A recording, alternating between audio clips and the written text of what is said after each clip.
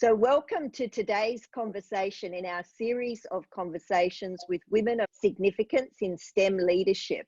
And this is a series of conversations that I'm conducting to explore the stories and the success traits that these women in leadership roles in science and technology are undertaking in spite of all the barriers, in spite of the disparities and the difficulties and the systemic issues that are holding up or standing in the way of a lot more women coming into the science and technology industries and staying there long enough so they can become those next layer and level of leadership in C-suite and in board level, in government, to start closing some of the gender and racial and pay gap and representation that we have in our STEM world today.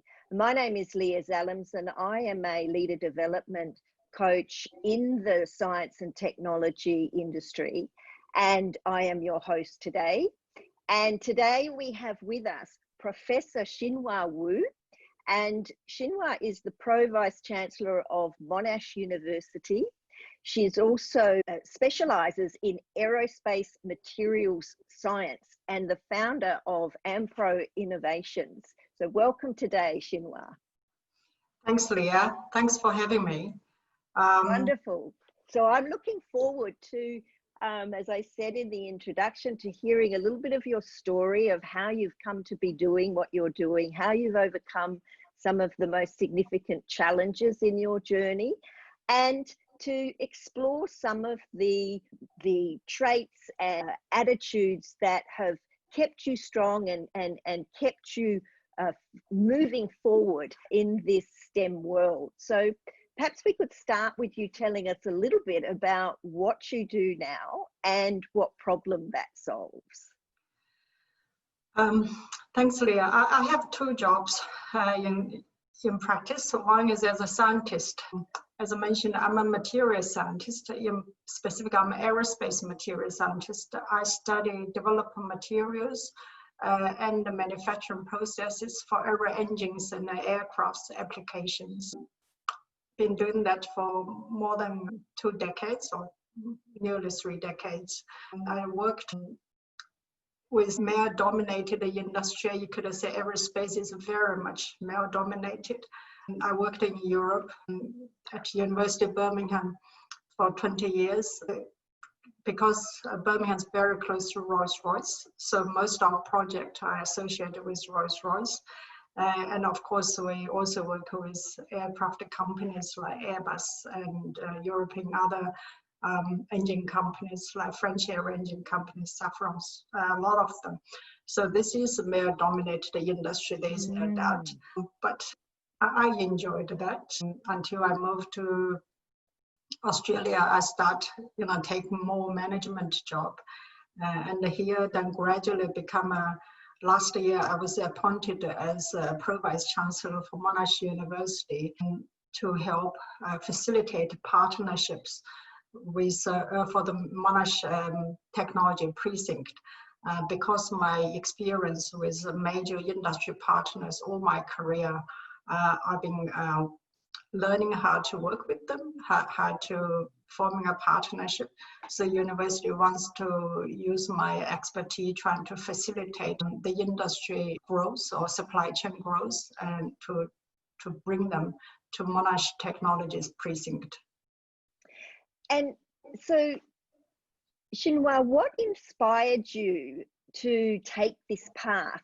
Firstly, what I'm hearing as a scientist, it didn't seem to bother you that you were in a male-dominated environment. So if you take a step back before that, what was the decision point, or what caused you to make a decision to study material science in the first place? When I think about what inspired me actually become a scientist, I actually really think is because I read some newspapers about the eminent female scientist in the newspaper, really when I was very young. I felt that that's what I wanted it to be.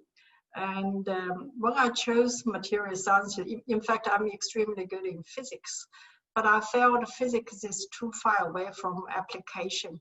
So when I studied, when I chose subject in university, I chose materials physics actually. That's how I started methods of physics. So it's part of physics, but it's more associated with something which we actually can apply. The methods of physics actually is a foundation for material science. Basically understand how fundamentally material works, and that allow us to evolve, develop new materials, new processes. So in reality, I haven't changed my subject for since the day one, since I went to university, always on materials science. Yes, so that application or the translation of the science into something that makes something better. That's correct. Yeah. And what inspired you as a young girl, apart from reading about eminent women in the newspaper who were scientists? What was your other influences? I think it's my school teacher, actually. I had a high school teacher who is always encouraging me to move forward, to do something, to succeed in career. I think he helped me. I think that's really important in terms of career development. Actually is a mentorship. I think I've been extremely lucky. I had 3 mentors while I was in high school, and then I was in Birmingham, then in Monash. So I had at 3 different stages. I had absolutely outstanding mentors. You could say helped me to or supported me, to mentally to move forward. And how did you find those mentors? Was that given to you, or did you have to seek those mentors out? I think they came to me. They really came to me. I guess they see what I want to do. I guess also they see I had determination. I think that's more important. I never considered myself whether I'm a female, male. I actually all consider just I want to do something. I just get on with it. So I wanted to go to university when I was young. I wanted to go to university to be like those female scientists. So I studied extremely hard. Then I managed to go to university. That was my dream. Once I got to university, I want to become after graduation, I want to go to a better research institute, because that's where the research, it's a top organization for research. I don't believe going to a mediocre place. If you want to be the top, of the game, then you need to go to a better place to do study, to do research. And so I never considered that place is, it's a poor place or a rich place. I just went to that institute after I graduated, because that's the best place for methods research in China.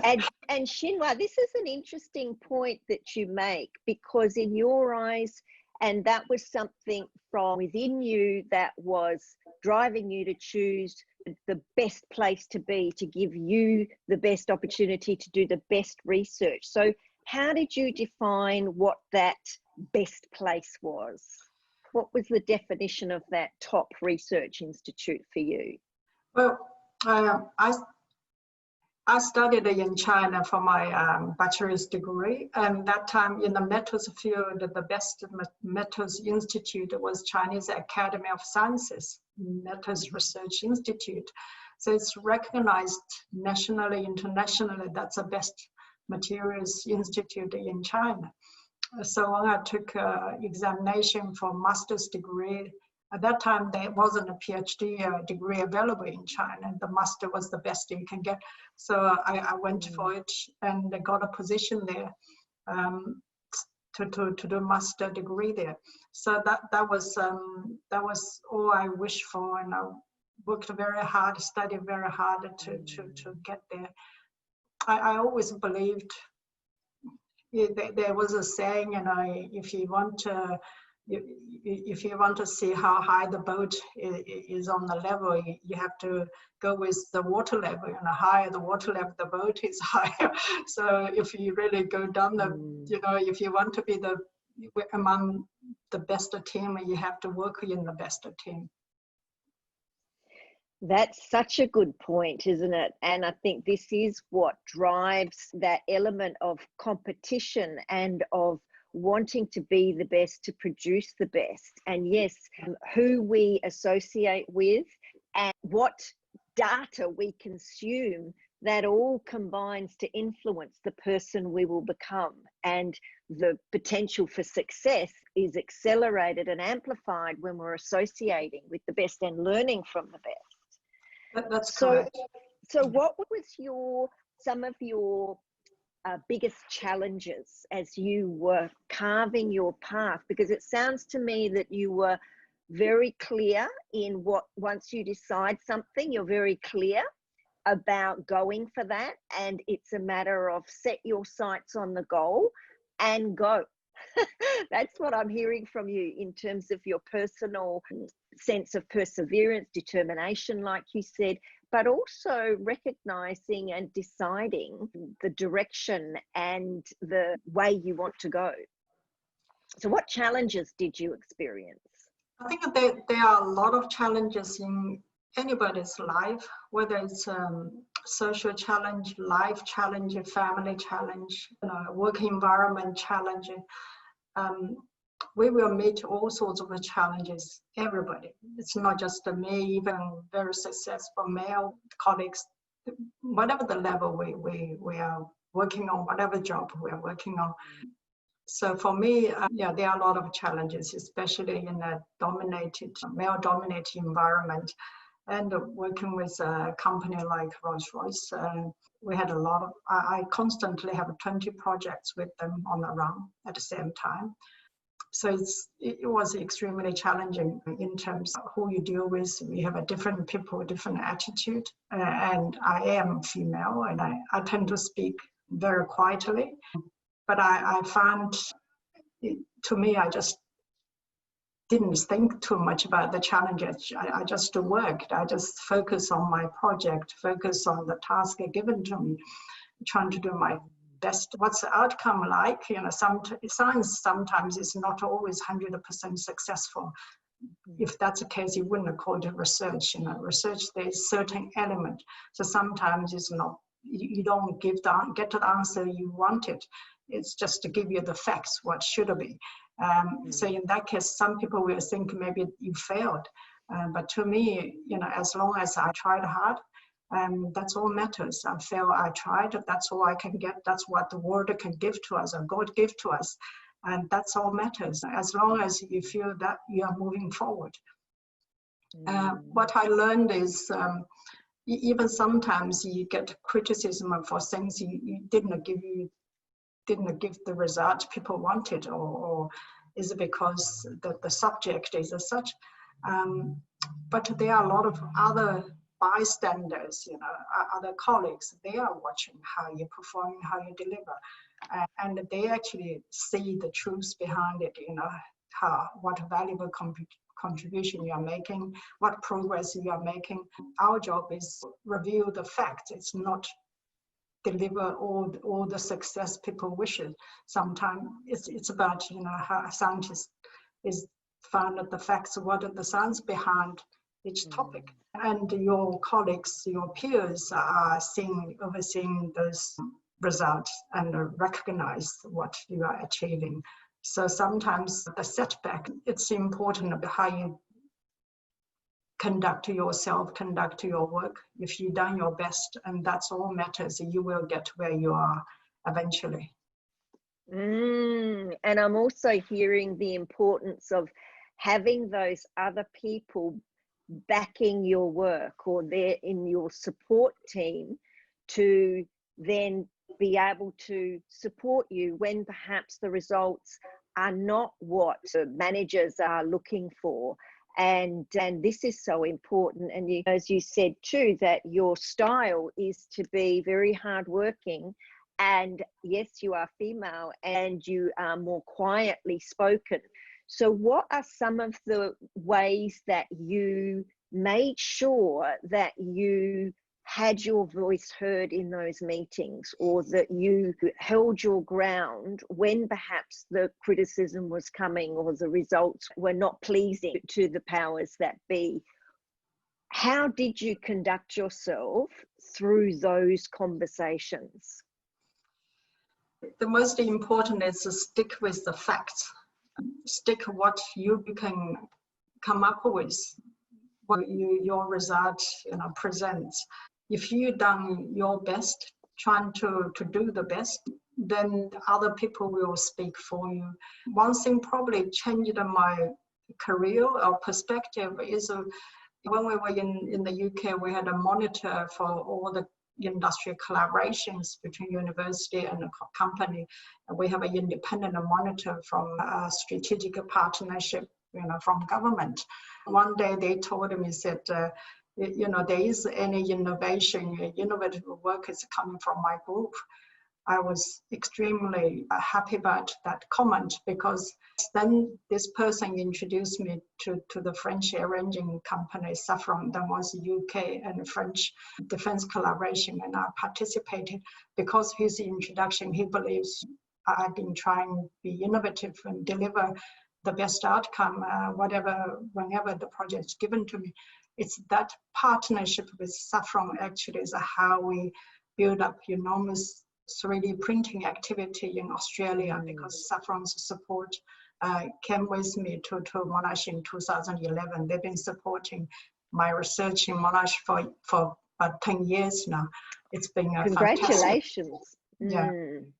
Because that's one of the challenges with research, that the top researchers are spending so much time writing grant applications. When do you have time to actually do the work that's going to lead to the innovation if you're chasing money all the time? So this is a great example of an industry partnership to support research. Like 10 years is a long time. Absolutely.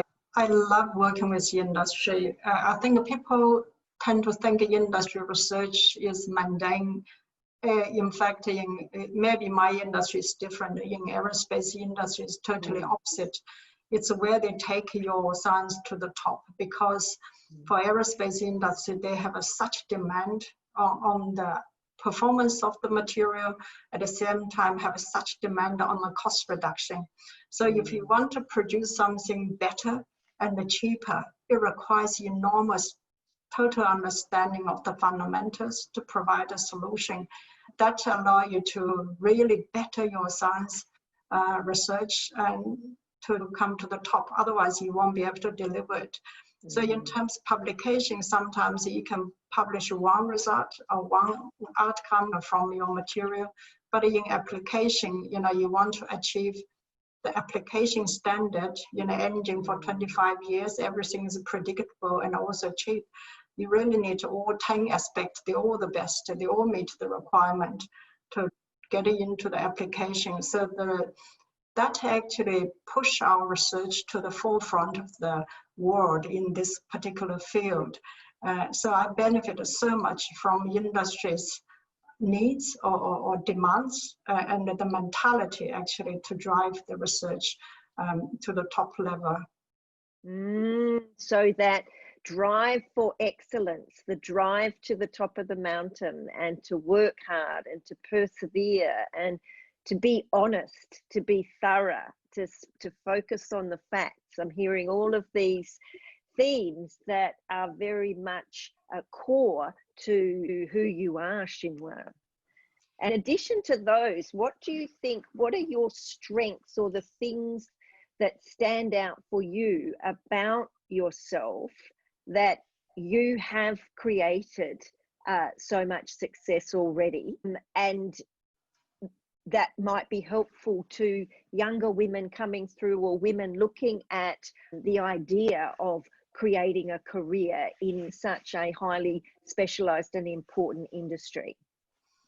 When I look at my surroundings, including look at the Monash University or industry, I find that the females, if they really want to be somebody, they want to succeed, do something, I believe they all succeeded. It's really about, do you want to do it?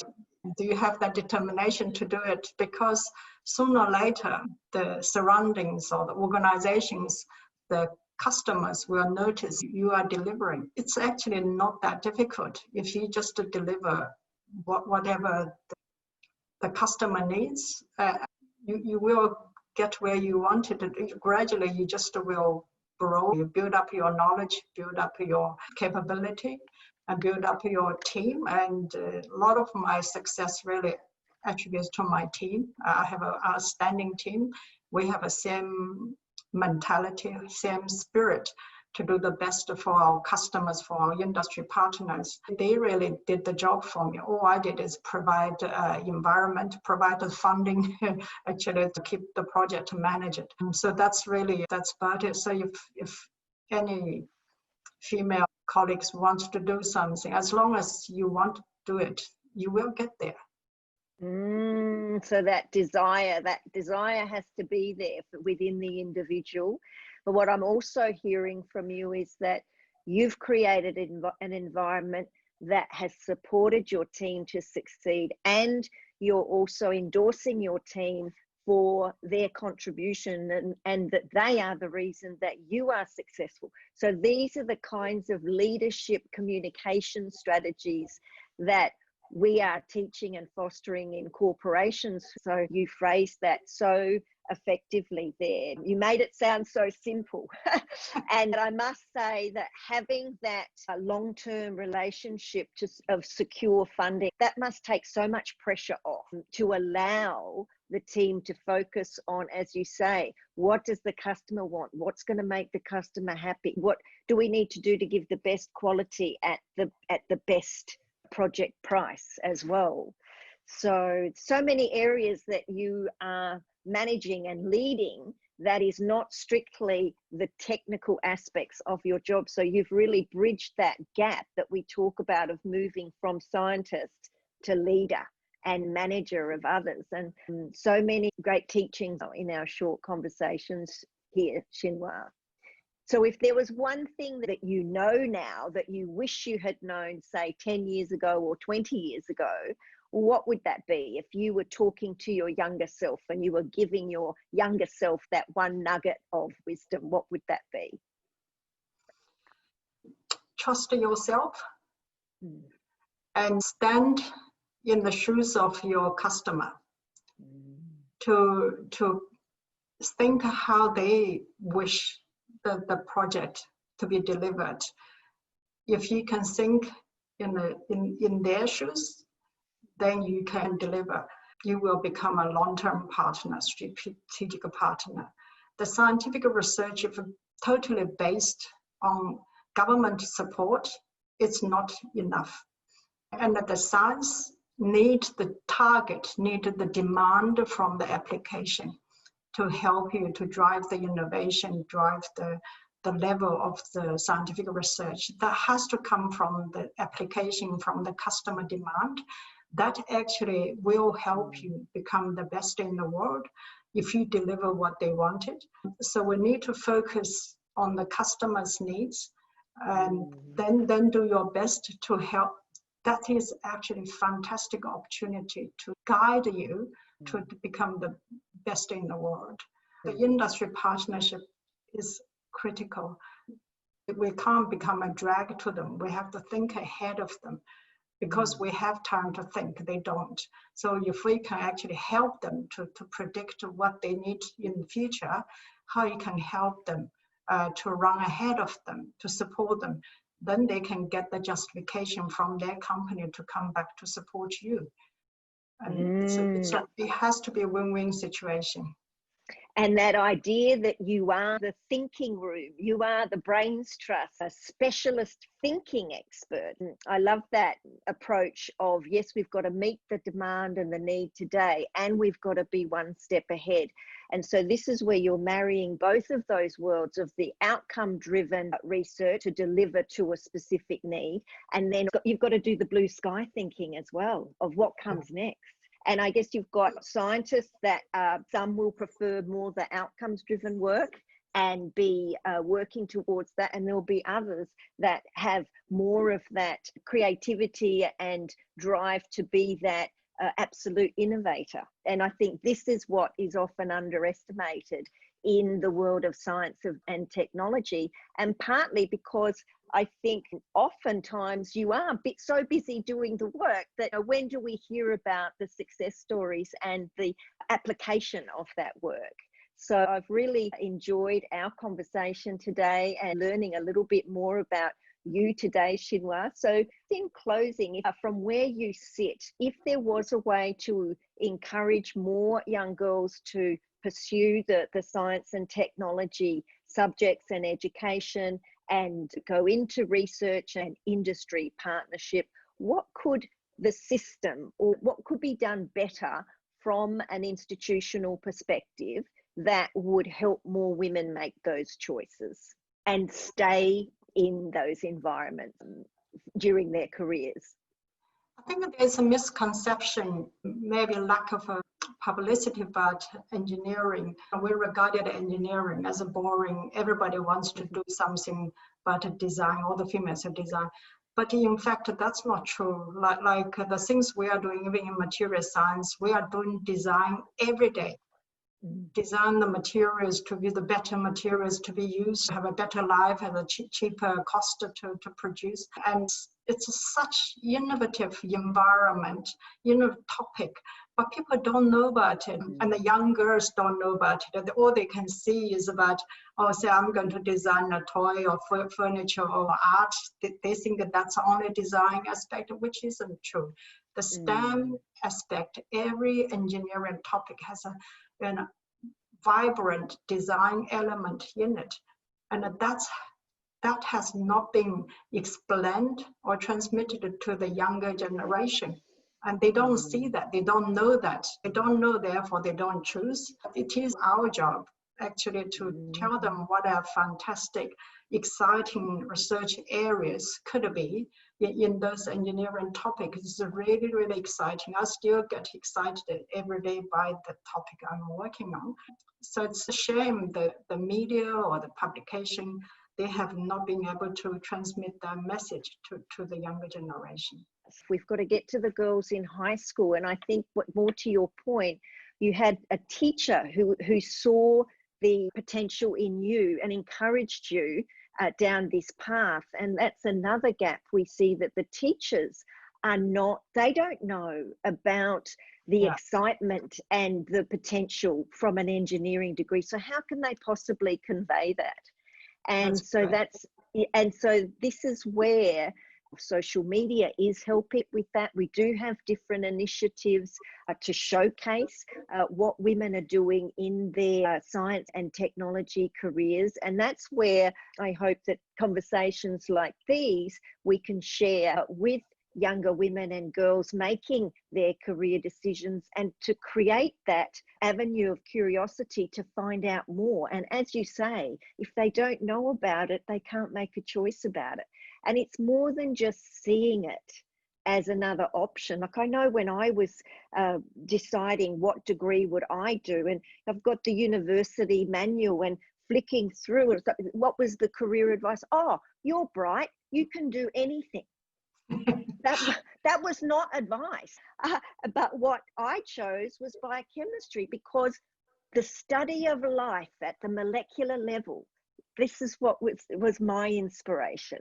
But again, yes, how do we help younger girls be making these decisions? And even when I was at school, the reason we were encouraged to do science subjects in our year 11 and 12 was because it was easier to get top marks in those logical type subjects where they are yes, no answers, and to get into university so you could do medicine or so you could do law. It was never about science for the sake of science and innovation and making the world a better place, a safer place to live. So you've totally re-inspired me today, Xinhua, and I've really enjoyed our conversation, and I look forward to hearing more about the impact that you and your teams are having in the aerospace environment and our world. So I thank you so much for your time today. Oh, where can people contact you if they want more information or are keen to explore careers in engineering further?